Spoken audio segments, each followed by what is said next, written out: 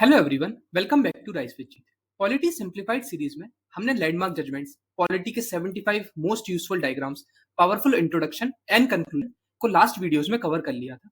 आज हम 30 most important committees को कवर करेंगे जो आप अपने यूपीएससी मेंस के आंसर्स में डायरेक्टली यूज कर पाएंगे। इन कमिटीज की रिकमेंडेशन आपके आंसर्स को न सिर्फ authenticity, depth and credibility provide करेगी, बट जो भी प्रैक्टिकल एंड एक्शनेबल सॉल्यूशंस होते हैं जिन्हें एक्चुअली ग्राउंड पर इंप्लीमेंट किया जा सकता है, वो भी आप अपने वे फॉरवर्ड या सजेशंस या फिर सॉल्यूशंस में मेंशन कर पाएंगे, जिससे आपके आंसर्स थ्योरेटिकली नहीं बल्कि वर्केबल एंड रियलिस्टिक लगेंगे। इसी कमिटी रिकमेंडेशंस को मेंशन करना हमारे आंसर्स में बहुत ज्यादा इंपॉर्टेंट हो जाता है। मैंने इन सारी कमिटीज को प्रीवियस ईयर क्वेश्चन के बेसिस पर टॉपिक वाइज कैटेगराइज कर दिया है, जिससे आपको डायरेक्टली पता चल जाए कि किस स्पेसिफिक टॉपिक में कौन सी पर्टिकुलर थीम को हमें यूज करना है। अलॉन्ग विद दिस हम सारी कमिटीज को 3 डायमेंशन में कवर करेंगे। सबसे पहले तो उस कमिटी का पर्पस, देन उसके आउटकम्स यानी रिकमेंडेशन और उसकी रिलीवेंस, जिससे ये भी आइडिया लग जाए कि कोई पर्टिकुलर कमिटी फॉर्म ही क्यों हुई थी एंड उनके एक्चुअल रिकमेंडेशंस थे क्या।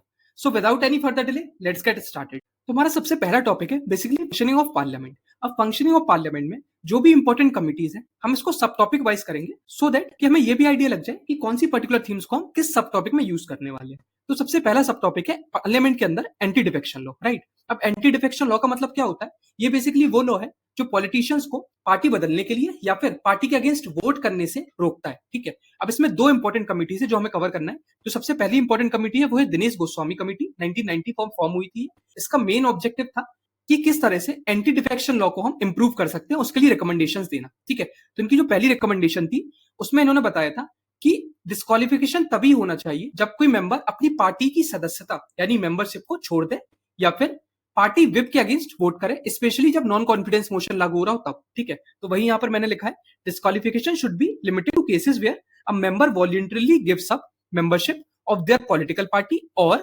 abstains or votes against the party specifically for the non confidence motion। And इसी कमेटी ने जो सेकंड रिकमेंडेशन दी थी वो ये दिया था कि decisions under 10th schedule that is defection anti defection law should be made by the president and governor on the binding advice of election commission. मतलब कि सिंपली डिफेक्शन के जो भी केसेस हैं वो स्पीकर नहीं बल्कि प्रेसिडेंट या फिर गवर्नर डिसाइड करना चाहिए इलेक्शन कमीशन की बाइंडिंग एडवाइस पर, ठीक है। अब ये जो 2 रिकमेंडेशन है वो बहुत ज्यादा रिलेवेंट इसलिए हो जाती है क्योंकि जो रैंडम डिस्क्वालिफिकेशन होते हैं बेसिकली मेंबर ऑफ पार्लियामेंट्स के, उसको आप रोक सकते हैं, ठीक है। तो ये हमारी पहली कमिटी हो गई। देन हमारी नेक्स्ट कमिटी है basically Halim committee on anti defection law, 1998।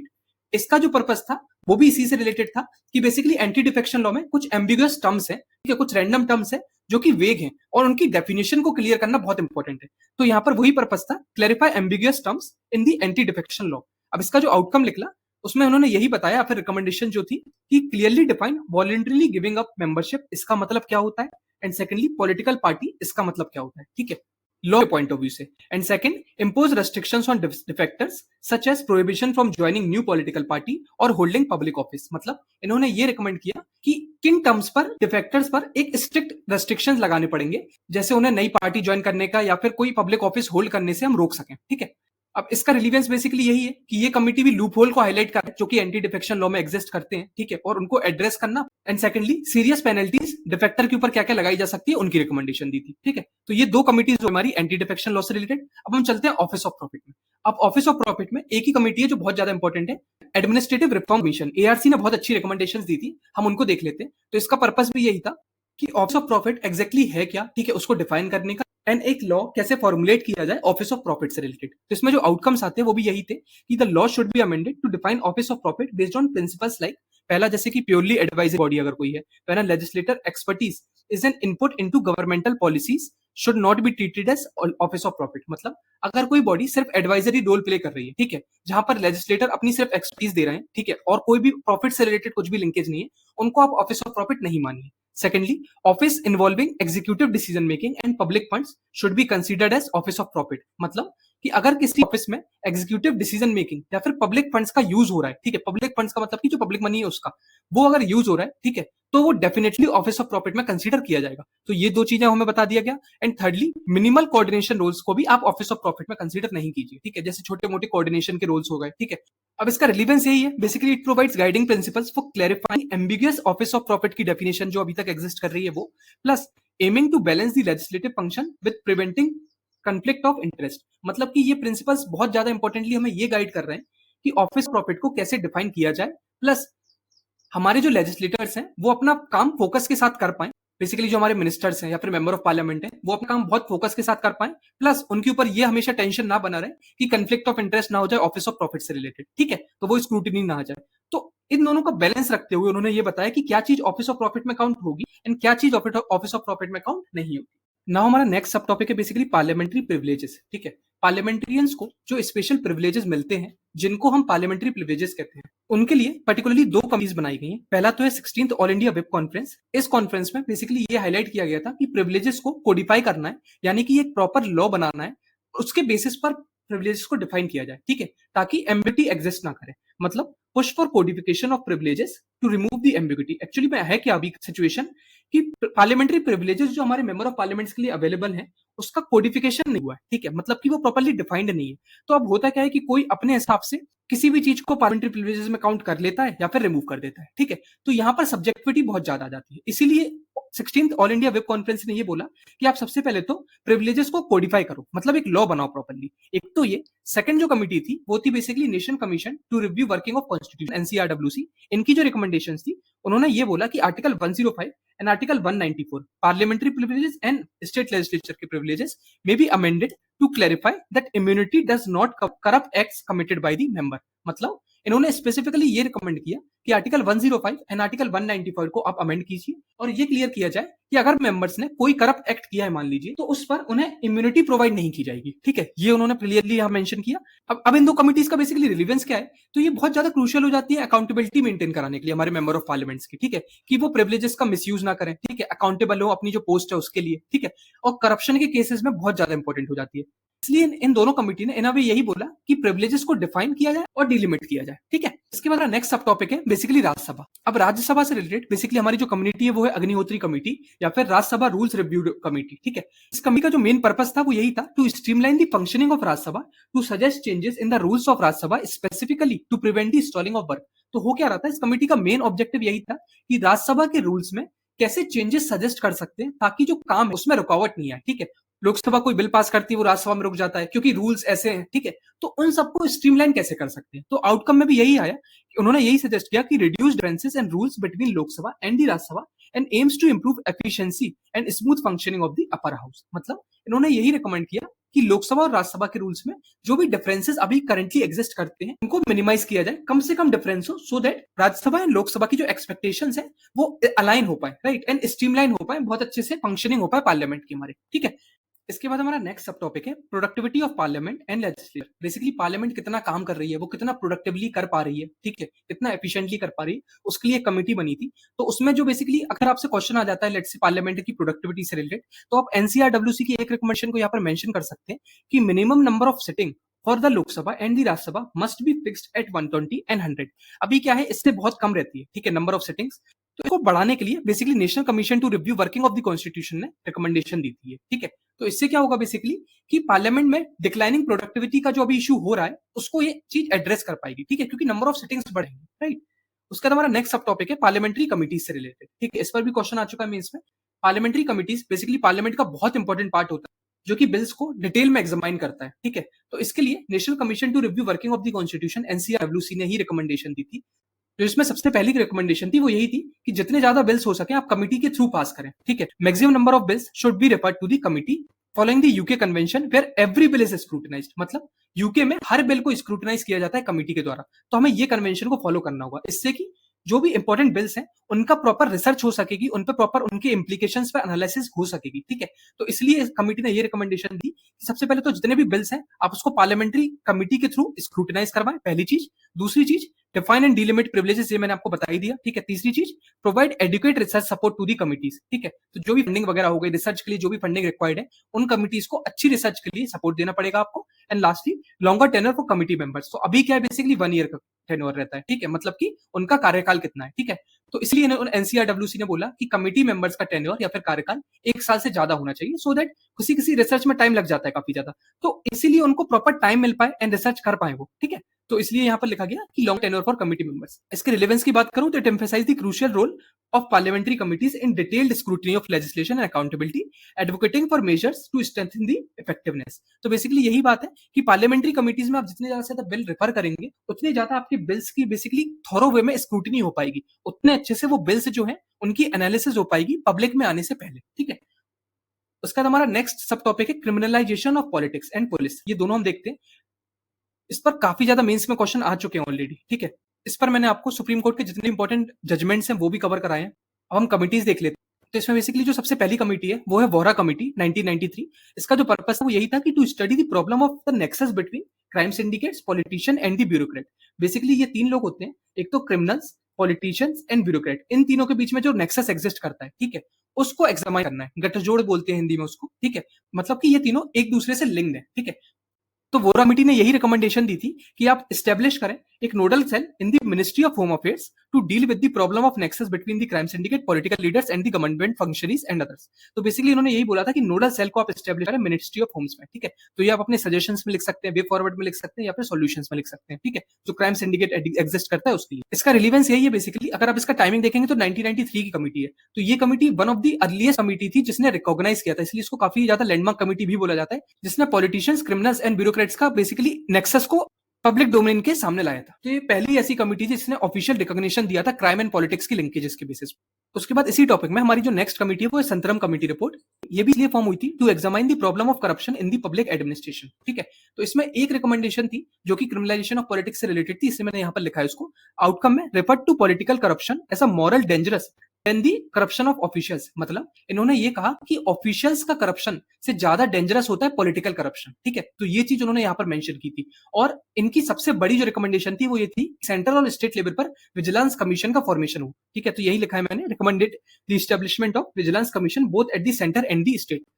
और यही इस कमिटी का बेसिकली रिलेवेंस भी है। Form the basis for the establishment of CVC, a key anti corruption body, it highlighted the serious implications of political corruption. तो basically Santhanam committee की recommendation के basis पर ही जो आज हम सेंट्रल विजिलेंस कमीशन देखते हैं उसकी स्थापना हुई है। ठीक है, जो कि एक बहुत इंपॉर्टेंट एंटी करप्शन बॉडी है। इन्होंने पॉलिटिकल करप्शन के सीरियस इंप्लीकेशन को भी हाईलाइट किया था। एंड इसी सब टॉपिक में जो हमारी लास्ट कमिटी है वो है Padmanabhaiah committee on police reforms and the criminalisation of politics. तो ये बेसिकली इसलिए गठित हुई थी, एक तो पुलिस रिफॉर्म्स पता है वो, and dealing the corruption in police from the politics. तो एक्चुअली हुआ क्या था, इस कमिटी ने दो बहुत इंपॉर्टेंट चीजें हाईलाइट की थी। एक तो ये कि corruption in police is due to politicization of police and criminalization of politics and these can not be dealing. मतलब इन्होंने ये क्लियर कहा कि पुलिस में करप्शन पॉलिटाइजेशन ऑफ पुलिस की वजह से, मतलब पुलिस और पॉलिटिक्स जो पॉलिटिशियंस है उन दोनों के बीच में लिंकेज है। तो पुलिस का पॉलिटाइजेशन होना एक चीज, और दूसरा पॉलिटिक्स में क्रिमिनलाइजेशन होना, और ये दोनों चीजें लिंक्ड है। बेसिकली इनको आप डीलिंक नहीं कर सकते, अलग अलग नहीं किया जा सकता। ठीक है, तो एक तो इस कमिटी ने ये हाईलाइट किया, एंड सेकंडली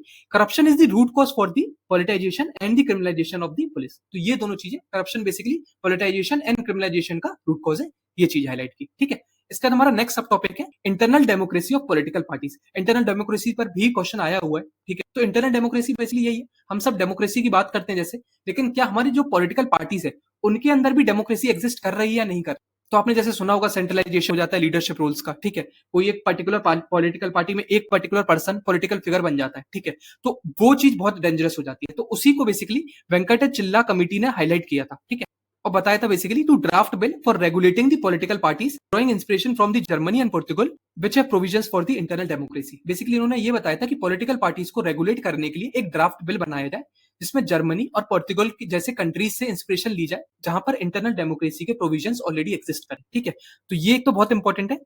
एंड इस कमिटी का रिलीवेंस भी यही है। Basically it highlights the need for legislative intervention to ensure internal democratic functioning of political parties, a persistent demand from the civil societies. मतलब ये कमिटी इंटरनल डेमोक्रेसी की जरूरत को क्लियरली हाईलाइट कर रही है। ठीक है, ये 2000 के अराउंड फॉर्म हुई, तब से ये बेसिकली इशू चला रहा है ताकि पार्टीज के अंदर जो हाई कमांड कल्चर है एंड करप्शन कम से कम किया जा सके।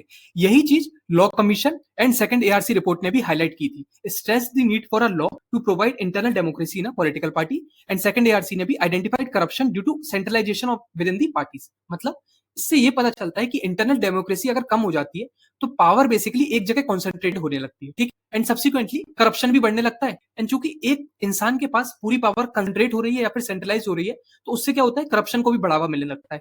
तो वो हाई कमांड कल्चर को हमें कर्व करना है, ठीक है, एंड करप्शन कम से कम किया जा सके, इसलिए लॉ को इनेक्ट करना बहुत जरूरी है इंटरनल डेमोक्रेसी से रिलेटेड, ठीक है। पार्लियामेंट में हमारा जो लास्ट टॉपिक है वो है बेसिकली ऑब्सोलेट लेजिस्लेशन का, ठीक है। तो बेसिकली ऐसे लॉज जो अब रिलीवेंट नहीं है, बहुत पहले बनाए गए थे, मे बी आजादी के पहले, उन लॉज की अब कोई रिलीवेंस है नहीं है, तो उनके लिए प्रॉपर्ली एक कमेटी फॉर्म हुई, रामानुजम कमेटी, जिन्होंने एग्जामाइन किया acts and rules which may have become obsolete with in the last 10 to 15 years. इनका रिकमेंडेशन भी बेसिकली यही आया था कि अराउंड 1700 से ज्यादा ऐसे लॉज हैं जो रेडी है रिपील करने के लिए, जिनको आप रिपील कर सकते हैं, ठीक है। और 2700 से ज्यादा ऐसे एग्जिस्टिंग यूनियन लेवल स्टैट्यूट्स हैं जिनका उन्होंने डेटाबेस बनाया, जिनमें से बहुत सारे 1834 या 1949 के बीच में है, ठीक है।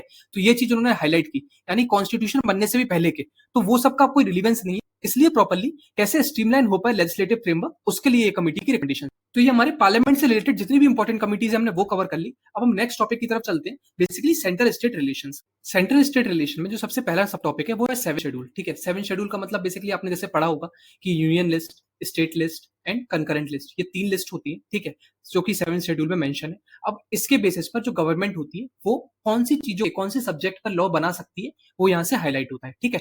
एंड जो सब्जेक्ट जिस लिस्ट में लिया है उस पर्टिकुलर लिस्ट के बेसिस पर ही वो लॉ बना सकती है। यूनियन लिस्ट के सब्जेक्ट पे बेसिकली यूनियन लॉ बना सकती है, स्टेट लिस्ट के सब्जेक्ट में स्टेट बना सकती है, एंड कंकरेंट पे दोनों बना सकते हैं, ठीक है। अब इसमें जो सबसे पहली कमेटी फॉर्म हुई थी वो थी सरकारिया कमीशन 1983। इनके जो बेसिकली पर्पस था to examine and review the working of existing arrangement between the union and states, specially under the 7 schedule. इस कमेटी का जो मेन ऑब्जेक्टिव था वो यही था कि यूनियन एंड स्टेट के बीच में एग्जिस्टिंग जो अभी अरेंजमेंट एग्जिस्ट करता है, ठीक है, उसको प्रॉपर्ली एग्जामाइन करना और रिव्यू करना कि 7 शेड्यूल अभी ठीक से वर्क कर रहा है या फिर उसमें कोई रिकमेंडेशन की जरूरत है। तो इसमें जो आउटकम आए थे वो 2 ही आउटकम थे कि residuary powers excluding taxation should be transferred from union list to the concurrent list, एक चीज, और दूसरा state should be consulted by the centre before exercising power over the concurrent. मतलब कि जो भी रेसिडुअरी पावर्स हैं, यानी ऐसे सब्जेक्ट्स जो कि किसी भी लिस्ट में नहीं, ठीक है, टैक्सेशन छोड़कर, उन्हें आप यूनियन लिस्ट से हटाकर कंकरेंट लिस्ट में शामिल कर दीजिए। एंड दूसरा, जब सेंटर कंकरेंट लिस्ट पर कोई भी कानून बनाए तो स्टेट से एक बार कंसल्ट जरूर कर ले, ठीक है, ताकि उन्हें यह ना लगे कि उनको लूप में नहीं लिया। अब इस कमेटी की रिलेवेंस भी यही आ जाती है, basically it aimed at strengthening the federalism by giving states greater say in concurrent legislative matters and decentralising the residual powers. तो बेसिकली ये कमेटी की रिकमेंडेशन फेडरलिज्म को स्ट्रेंथन करने के लिए बहुत ज्यादा इंपॉर्टेंट हो जाती है। देन 7 शेड्यूल में हमारा जो नेक्स्ट कमेटी या कमीशन वो था पुंची कमीशन 2007, ठीक है। पुंची कमीशन को भी सेंटर स्टेट रिलेशन को फिर से एग्जामाइन करने के लिए बनाया गया था, बेसिकली कीपिंग इन माइंड कि बेसिकली उस पर्टिकुलर टाइम पर socio economic and political developments क्या क्या हो चुके हैं, ठीक है।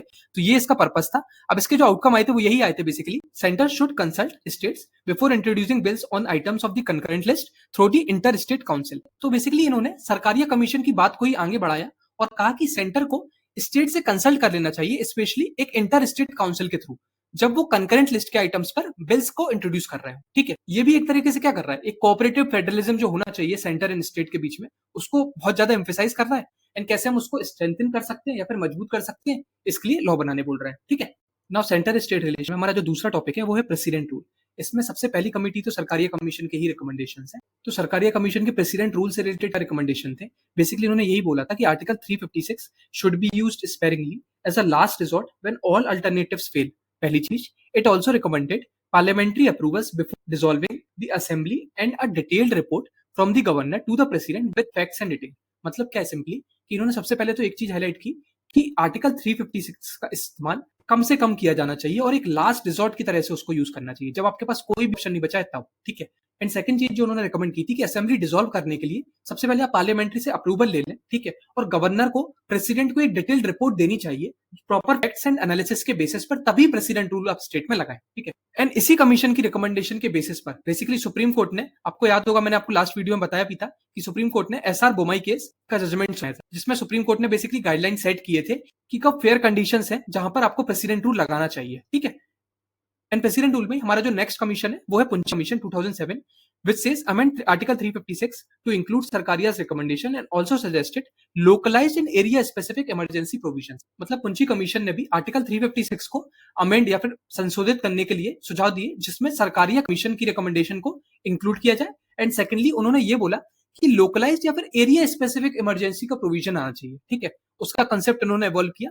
मतलब प्रेसिडेंट रूल लगाते टाइम आप पूरे बेसिकली उस स्टेट में नहीं लगा दो, रादर लोकलाइज जहां पर सिचुएशन काफी ज्यादा खराब है वहां पर आप प्रेसिडेंट रूल लगाइए, ठीक है। देन हमारा थर्ड सब टॉपिक है बेसिकली सेंटर स्टेट रिलेशन में गवर्नर। सिंस गवर्नर का रोल सेंटर स्टेट रिलेशन में बहुत ज्यादा इंपॉर्टेंट भी होता है एंड ये एक तरह से प्रेसिडेंट का ही रिप्रेजेंटेटिव हुआ है राइट स्टेट में, तो उनके पावर्स या फिर उनकी फंक्शंस बहुत ज्यादा इंपॉर्टेंट हो जाते हैं एंड उन्हीं को एग्जामाइन करने के लिए हमारे पास कमीशन एंड कुछ कुछ कमिटीज है, हम उनको देख लेते हैं गवर्नर से रिलेटेड। तो सबसे पहला जो है वो है सरकारीय कमीशन। ठीक है, सरकारीय कमीशन ने गवर्नर के लिए क्या क्या रिकमेंडेशन दी थी, तो उसमें पहला रिकमेंडेशन यही था कि the governor can not dismiss council of ministers so long as it commands the majority in the assembly। मतलब इन्होंने सबसे पहले तो ये कहा कि गवर्नर चीफ मिनिस्टर और काउंसिल ऑफ मिनिस्टर्स को तब तक डिसमिस नहीं कर सकता जब तक उनके पास असेंबली में मेजोरिटी होल्ड है। ठीक है, पहली चीज। दूसरी चीज, governor should enjoy 5 year tenure accept under the compelling reasons. मतलब गवर्नर का टेन्योर या फिर कार्यकाल 5 साल का होना चाहिए, एक्सेप्ट कोई एक कंपेलिंग रीजन नहीं आ जाता तब तक उनका टेन्योर 5 साल से कम नहीं होना चाहिए। ठीक है,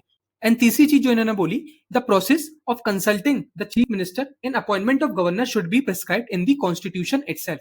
मतलब जो सबसे इंपॉर्टेंट एक रिकमेंडेशन थी कि गवर्नर का जब अपॉइंटमेंट हो रहा हो तो चीफ मिनिस्टर, स्टेट के जो चीफ मिनिस्टर हैं उनसे कंसल्ट करने का भी एक प्रोसेस कॉन्स्टिट्यूशन में ही लिखना चाहिए, जिससे कि चीफ मिनिस्टर एंड गवर्नर के बीच में टसल नहीं हो फ्यूचर में। ठीक है, तो ये तो हमारी सरकारी कमीशन की रिकमेंडेशन हो गई। उसके बाद एनसीआरडब्ल्यूसी की जो रिकमेंडेशन थी उसमें उन्होंने सबसे पहले ये कहा था कि the governor should be appointed by a committee comprising the prime minister, home minister, speaker of Lok Sabha and chief minister of the state concern. तो एनसीआरडब्ल्यूसी ने थोड़ा और इवॉल्व किया और बोला कि इन 4 लोगों को इंक्लूड करके आप गवर्नर का अपॉइंटमेंट कीजिए उस पर्टिकुलर स्टेट में। एंड सेकंड जो स्टेटमेंट थी, state bills reserve for the president must have a time limit for the accent. मतलब स्टेट के जो भी बिल्स हैं जो प्रेसिडेंट ने रिजर्व कर लिए उनको बेसिकली एक टाइम लिमिट दी जाए, जिस पर्टिकुलर टाइम लिमिट में वो पर्टिकुलर बिल्स को आप असेंट दे दें या फिर रिजेक्ट कर दें, सो दैट स्टेट को ये ना लगे कि हमारे बिल्स को कोई कंसिडरेशन ही नहीं मिल रहा है प्रेसिडेंट के द्वारा। ठीक है, एंड गवर्नर में ही जो पुंची कमीशन है ये बहुत एग्जॉस्टिव वे में बेसिकली इन्होंने पूरे गवर्नर के रोल, फंक्शन, उनके सब कुछ एस्पेक्ट्स को एनालाइज किया एंड यहाँ पर एक एग्जॉस्टिव रिकमेंडेशन सजेस्ट किए, जिसमें जो पहला रिकमेंडेशन था कि the governor should invite the leader of pre poll alliance commanding the largest number और the largest single party to form government in case of no party और pre poll coalition has a clear majority. मतलब अगर किसी party या फिर कोई pre poll coalition को clear majority नहीं मिलती है, ठीक है, तो गवर्नर को प्री पोल अलायंस के लीडर या लार्जेस्ट सिंगल पार्टी का सरकार बनाने के लिए इनवाइट करना चाहिए। ठीक है, पहली तो ये रिकमेंडेशन थी। दूसरी बेसिकली उन्होंने डॉक्ट्रिन ऑफ प्लेजर के बारे में बोला कि अभी करंटली क्या होता है, गवर्नर प्रेसिडेंट के प्लेजर पे रहता है। ठीक है, जब प्रेसिडेंट का मन होगा गवर्नर को हटा सकते हैं एंड इसी चीज के लिए उन्होंने सजेस्ट किया doctrine of pleasure should be deleted from the constitution regarding the appointment of governor.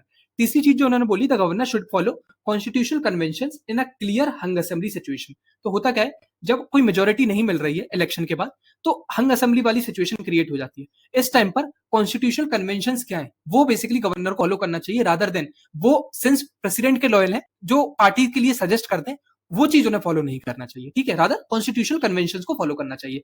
चौथा जो रिकमेंडेशन था, the impeachment process of a governor should be as same as the process of impeachment of the president. ठीक है, एकदम clear है कि governor और president की जो इम्पीचमेंट प्रोसेस है वो सेम होना चाहिए। देन है डिस्क्रिशनरी पावर से रिलेटेड कि उनकी डिस्क्रिशनरी पावर आर्बिट्री नहीं होना चाहिए बल्कि प्रॉपर गुड फेथ में लगाई होनी चाहिए एंड एक प्रॉपर राइट वे में गाइडेड होना चाहिए। फिर उन्होंने बात की कि गवर्नर का टेन्योर बेसिकली फिक्स होना चाहिए 5 साल के लिए and that removal should not B at the sweet will of the centre.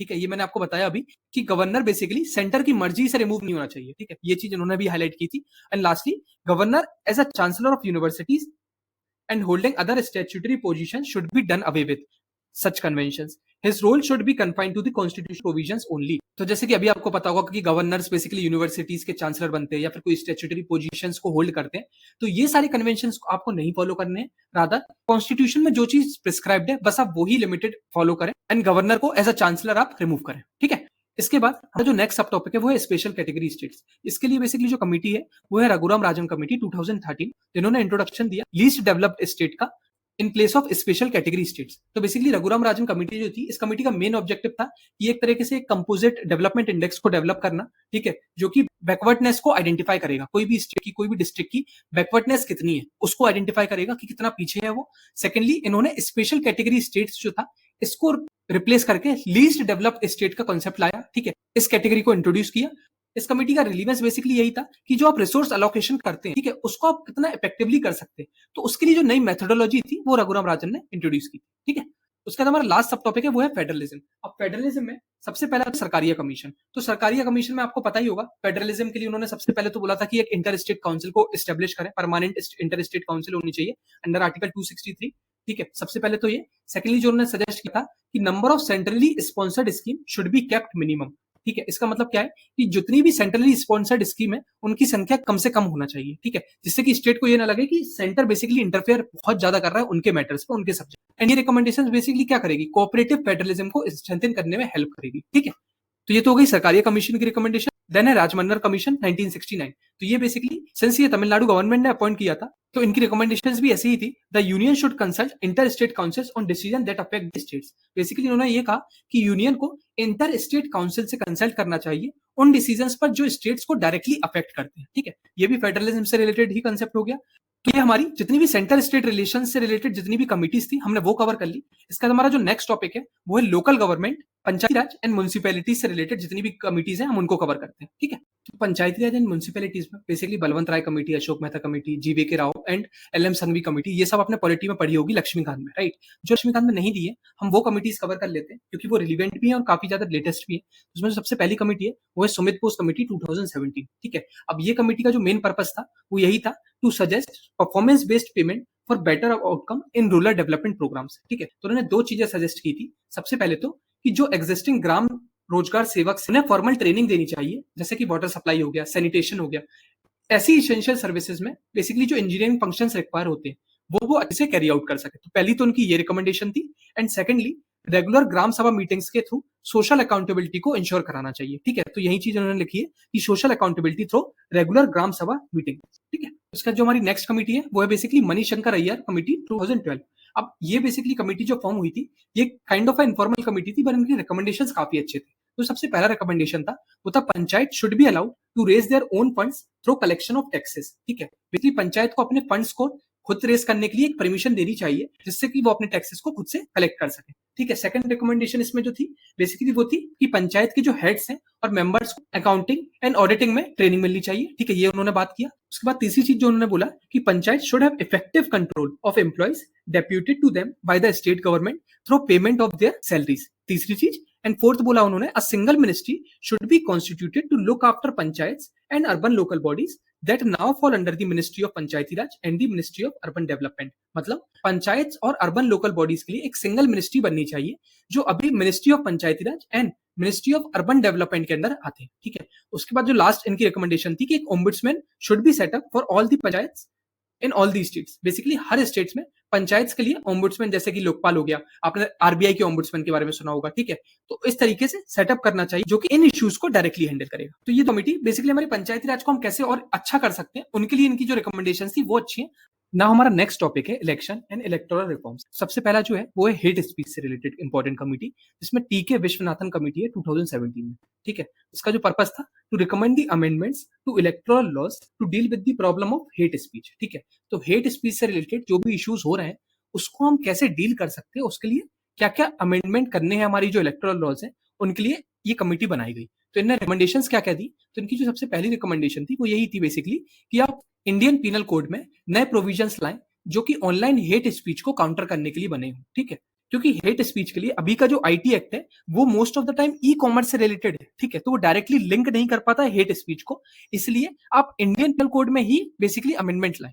Secondly, insert new sections like 153C in the IPC to address the online hate speech based on race, religion, caste। मतलब IPC में जो नए section है जैसे कि 153C उसमें race, religion, cast से related के बेसिस पर जो ऑनलाइन हेट स्पीच होता है उसको एड्रेस करने के लिए प्रोविजंस है। एंड तीसरी चीज, हर डिस्ट्रिक्ट में एंटी साइबर क्राइम सेल बनाए जाए जो कि ऑनलाइन हेट स्पीच को रोकने के लिए हो। ठीक है, इसका जो हमारा नेक्स्ट सब टॉपिक है वो है पेड न्यूज। अब पेड न्यूज से रिलेटेड बेसिकली लॉ कमीशन ने ही डायरेक्टली बोला था कि amend the representation of peoples act to make paid news as an electoral offence lead to disqualification. कितनी इंपॉर्टेंट बात बोली थी इन्होंने कि basically representation of people act में डायरेक्टली आप अमेंडमेंट कीजिए ताकि जो भी पेड न्यूज चला रहा है उसको बेसिकली इलेक्टोरल ऑफेंस की तरह डिस्क्वालिफिकेशन दिया जा सके। ठीक है, इसका जो हमारा तीसरा सब टॉपिक है वो है स्टेट फंडिंग ऑफ इलेक्शन। ये भी आपने काफी ज्यादा सुना होगा कि इलेक्शन हो रहा है उसमें पार्टीज डायरेक्टली अपने फंड्स यूज ना करें, रादर देन स्टेट फंड करे पार्टीज के इलेक्शन करने के लिए। ठीक है, सो दैट क्या होगा कि जो रैम्पेंट करप्शन होता है, कंपनी बेसिक पार्टीज को पैसा देती है, ठीक है, और पार्टी उनको फ्यूचर में फेवर कुछ प्रोवाइड करती है, तो ये चीज को रोकने के लिए स्टेट फंडिंग ऑफ इलेक्शन का कंसेप्ट आया था। तो इसीलिए दिनेश गोस्वामी ने बेसिक ये रिकमेंड किया था कि एक लिमिटेड स्टेट फंडिंग स्टार्ट हो एंड कंपनी के डोनेशन पे बैन लगाया जा सके। ये चीज दिनेश गोस्वामी कमेटी ने रिकमेंड की थी। And secondly Indrajit Gupta committee थी 1998 में to examine the issue of state funding elections. ये पर्पस था एंड आउटकम इसका यही निकला था, endorsed the state funding of election to establish a fair playing field for parties with the less money। इन्होंने state funding of election को endorse किया, पहली चीज, ताकि कम पैसे वाली जो भी पार्टीज हैं, ठीक है, उनको भी एक तरीके से फेयर प्लेइंग फील्ड मिल जाए, ठीक है, मतलब कि वो बड़ी जो पार्टीज है उनसे भी इलेक्शन लड़ सकते। तो आप इसको याद कैसे कर सकते हैं, भगवान इंद्र का पता होगा आपको, ठीक है, तो आप इसको ऐसे याद रखिए, भगवान इंद्र ने पैसों की बारिश की, ठीक है, तो इंद्र भगवान ने पैसे मतलब की स्टेट फंडिंग ऑफ इलेक्शन की बारिश। उसमें हमारा नेक्स्ट सब टॉपिक है मॉडल कोड ऑफ कंडक्ट। ये भी हमें पता है, हमने काफी बार सुना इसके बारे में। तो मॉडल कोड ऑफ कंडक्ट में भी दिनेश गोस्वामी कमेटी की रिकमेंडेशन थी, उन्होंने बोला था कि स्टैट्यूटरी बैकिंग होनी चाहिए मॉडल कोड ऑफ कंडक्ट में। इससे फायदा क्या होगा कि अगर आपको स्टैट्यूटरी बैकिंग मिल जाती है तो आप उसको बेसिकली कानूनी रूप में ले जाएंगे, और कानूनी रूप अगर किसी चीज को मिल जाता है तो बेसिकली वो क्या होगा, लीगली इन्फोर्सेबल हो जाएगा, उसको जो स्टेटस मिल जाएगा वो लीगली इन्फोर्सेबल हो जाएगा, मतलब एक तरीके से पनिशमेंट दे सकते हैं अगर इस चीज का वायलेशन हो रहा है तो। ये रिलीवेंस था यहाँ पर, ठीक है। उसका जो हमारी पार्लियामेंट्री स्टैंडिंग कमेटी थी, उन्होंने भी मॉडल कोड ऑफ कंडक्ट से रिलेटेड कुछ रिकमेंडेशन दिए थे, जिसमें उन्होंने बोला था कि strong punitive measure against parties that violate the model code of conduct enhancing the election commission power, ये होना चाहिए। मतलब इन्होंने ये रिकमेंड किया कि रिप्रेजेंटेशन ऑफ पीपल एक्ट में कुछ अमेंडमेंट की जरूरत है, ताकि मॉडल कोड ऑफ कंडक्ट के वायलेशंस पर पॉलिटिकल पार्टी डी रिकॉग्नाइज कर पाए, बेसिकली उनकी मान्यता को ही हटा दिया जाए, ठीक है। तो ये बेसिकली पार्लियामेंट्री स्टैंडिंग कमेटी ने रिकमेंडेशन, तो ये हो गया हमारा। देन हमारा नेक्स्ट सब टॉपिक है जनरल इलेक्टोरल रिफॉर्म्स से रिलेटेड। तो इसमें दिनेश गोस्वामी कमेटी जो बैठी थी, उन्होंने ही रिकमेंडेशन दिए थे। दिनेश गोस्वामी कमेटी की दो बेसिकली सबसे इंपॉर्टेंट काम थे, एक तो इलेक्टोरल रिफॉर्म्स से रिलेटेड और एक एंटी डिफेक्शन लॉ से रिलेटेड। एडीआर हमने पढ़ लिया है, इलेक्टोरल रिफॉर्म्स के जो जनरल रिकमेंडेशंस थे हम उनको और देख लेते हैं। तो इनके जो रिकमेंडेशंस थे उसमें जो पहला रिकमेंडेशन था वो यही था कि मेंबर के डिस्क्वालिफिकेशन का सवाल जो मैंने आपको बताया वो स्पीकर या चेयरमैन नहीं डिसाइड करे, बेसिकली कौन डिसाइड करे, इलेक्शन कमीशन। तो ये एक रिकमेंडेशन थी। सेकेंडली उन्होंने ये बोला था कि चीफ इलेक्शन कमिश्नर या फिर इलेक्शन कमिश्नर्स की सैलरी जो होती है वो बेसिकली उसका जो प्रोटेक्शन है वो कॉन्स्टिट्यूशन इटसेल्फ प्रोवाइड करे, ठीक है, जिससे कि वो इंडिपेंडेंटली बिहेव कर पाए, ठीक है। तीसरा जो उन्होंने रिकमेंडेशन दिया था वो ये दिया था कि प्रॉक्सी वोटिंग लाई जाए आर्म्ड फोर्सेस एंड एनआरआईज के लिए, ठीक है, ये चीज। फिर लिमिट इंडिपेंडेंट कैंडिडेट्स, ये उन्होंने बोला कि इंडिपेंडेंट कैंडिडेट्स की संख्या कम से कम हो। देन फिफ्थ रिकमेंडेशन थी mobile polling stations fitted in vans may be set up to enable weaker sections to exercise their vote freely near their area of residence. कितना अच्छा रिकमेंडेशन था कि जो वीकर सेक्शन होते हैं, ठीक है, लेट्स से अगर फिजिकली डिसेबल्ड पर्सन है तो जो वीकर सेक्शन है उनको वोट देने के लिए आसानी हो, इसलिए ऐसे वैन्स, मोबाइल वैन्स बनाए जाए जो कि मोबाइल पोलिंग स्टेशन की तरह से काम करें, ठीक है। और जो लास्ट रिकमेंडेशन थी वो ये थी कि एडहॉक जज for speedy redressal of the election disputes, मतलब कि आप इलेक्शन डिस्प्यूट्स को जल्दी सॉल्व करने के लिए एडहॉक जज का अपॉइंटमेंट करें, ठीक है। एंड हमारा लास्ट एंड जो रिसेंट अभी सब टॉपिक है वो है one nation one election committee, ठीक है। इसका जो पर्पस था to examine the and make recommendation on the feasibility of holding simultaneous elections in the India. इसका जो आउटकम आया था, इन्होंने तीन चीजें बताई है बेसिकली, कि कॉमन अपॉइंटेड डेट होनी चाहिए फॉर सिंक्रोनाइज पोल, मतलब कि सिंक्रोनाइज पोल मतलब साथ में जो पोल्स होंगे उनके लिए कॉमन अपॉइंटेड डेट हो, पहली चीज। दूसरी चीज उन्होंने ये बोली कि टर्म अलाइनमेंट के लिए कॉन्स्टिट्यूशन में अमेंडमेंट की जरूरत है, ठीक है, कि टर्म होना कितना चाहिए उसके लिए आप कॉन्स्टिट्यूशन अमेंडमेंट लेकर आए। एंड तीसरी चीज उन्होंने ये बोली reduce cost and MCC enforcement frequency, मतलब अगर आप वन नेशन वन इलेक्शन लाते हैं तो आपकी जो कॉस्ट है वो एक तो कम होगी और मॉडल कोड ऑफ कंडक्ट का जो बार बार आप इन्फोर्समेंट करते हैं वो भी रिड्यूस हो जाएगा, ठीक है। तो ये तीन रिकमेंडेशन दी है अभी वन नेशन वन इलेक्शन। तो ये हमारी इलेक्टोरल रिफॉर्म्स एंड इलेक्शन से रिलेटेड जितनी भी इंपॉर्टेंट कमिटीज थी हमने वो कवर कर ली। अब हम लास्ट टॉपिक देख लेते हैं जुडिशरी, इससे रिलेटेड जितनी भी इंपॉर्टेंट कमिटीज है वो। जुडिशरी में जो हमारा सबसे पहला इंपॉर्टेंट सब टॉपिक है वो है जनरल जुडिशियल रिफॉर्म्स, ठीक है। तो इसमें बेसिकली एनसीआरडब्ल्यूसी की ही रिकमेंडेशन थी, national commission to review working of the constitution. पहली रिकमेंडेशन थी वो थी national judicial commission for appointments, basically जजेस की अपॉइंटमेंट के लिए एक एनजेसी कमीशन बनाया जाए, पहली चीज। और दूसरी, increase in retirement age for the जजेस of high court and supreme court, ठीक है, हाई कोर्ट और सुप्रीम कोर्ट के जजेस की रिटायरमेंट एज को बढ़ाया जाए, क्योंकि क्या होता है supreme court and high court के जो जजेस होते हैं उनके अंदर बहुत ज्यादा विजडम आ जाता है बाय द एंड कि वो जिस एज पे पहुंचते हैं, बेसिकली जब वो जज बनते भी हैं तो उनका जो रिटायरमेंट एज होता है उन दोनों के बीच में गैप जो है ना वो 5 से 10 साल का ही रहता है। तो अगर इस गैप को बढ़ाया दिया जाएगा, रिटायरमेंट एज को थोड़ा सा बढ़ा दिया जाएगा, तो उनकी जो एक्सपर्टीज है उनको हम मोर टाइम के लिए यूज कर पाएंगे अच्छे जजमेंट देने के लिए, राइट। इसलिए ये एक पर्टिकुलर रिकमेंडेशन दी गई। इसके बाद हमारा जो नेक्स्ट सब टॉपिक है वो है ट्रिब्यूनल्स। अब tribunals 272 law commission of India report 2017 की रिकमेंडेशन थी। सबसे पहले तो इनका जो पर्पस था कि to examine the working of tribunals and suggest the reforms, कि कैसे उसको और इफेक्टिव बना सके, ठीक है। तो ट्रिब्यूनल्स के लिए इन्होंने जो रिकमेंडेशन दी थी उसमें पहली रिकमेंडेशन यही थी कि ट्रिब्यूनल्स के जो मेंबर हैं बेसिकली उनका जो सिलेक्शन है वो इम्पार्शियल होना चाहिए, ठीक है, कंप्लीटली, और गवर्नमेंट एजेंसीज का इन्वॉल्वमेंट मिनिमम होना चाहिए, ठीक है, जितना ज्यादा हो सके, पहली रिकमेंडेशन।